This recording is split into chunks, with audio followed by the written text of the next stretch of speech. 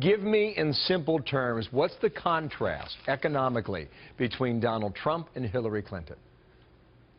Sure. The goal first is to double our economic growth rate in terms of GDP to 3.5% to 4%. He hits 4 points of the compass today: energy, regulation, taxes, and trade. If you contrast Clinton, Trump on that, let's start with energy. Hillary Clinton wants to kill the coal industry. She said so. Donald Trump wants to unleash what is the greatest resource in this country in many ways, our energy potential. He will do that. If you look at regulation, the Obama administration passed 400 major new regulations costing over $100 million each. Donald Trump is going to roll back those regulations. He's going to have a moratorium on regulations. And by unleashing the business sector, not regulating them so much, that's all to the good. Okay. Taxes and trade, he's in Detroit. This is great. It's like lowering the corporate tax actually helps bring car companies back to Michigan. How does it do that? We've seen GM and Ford right now sending billions of dollars in the last couple of years to Mexico instead of in Michigan. Why do they do that? Partly because of the high corporate tax rate in America that pushes them there.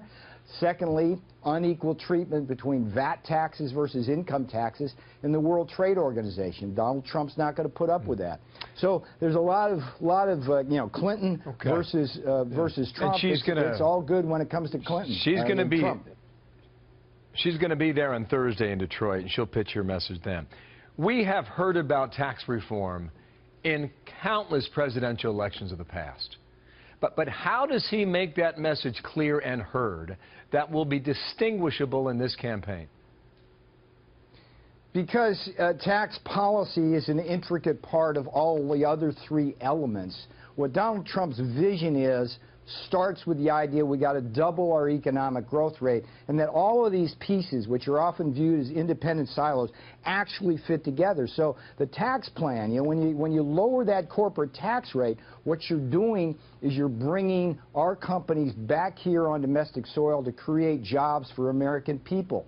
When you deal with the tax inversion issue and you get the $500 billion that's parked offshore right now back into America, that's good for the American people. And let's face it, I mean, businesses are just slammed with all sorts of taxes and regulations, particularly small businesses, and that's got to go away so that we can grow again. It's a question of emphasis, my friend. Clinton wants to regulate and tax. Donald Trump wants to grow.